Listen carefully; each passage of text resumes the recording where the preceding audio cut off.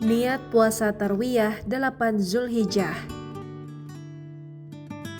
Bismillahirrahmanirrahim. Nawaitu syauma tarwiyata sunnatan lillahi ta'ala. Artinya, dengan menyebut nama Allah yang Maha Pengasih lagi Maha Penyayang, aku niat puasa sunnah tarwiyah karena Allah Ta'ala. Adapun tata cara puasa tarwiyah dan Arafah sama seperti puasa sunnah pada umumnya.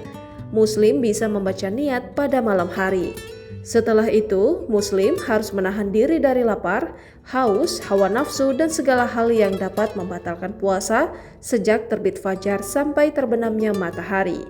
Ketika azan maghrib berkumandang, umat Islam diwajibkan berbuka puasa.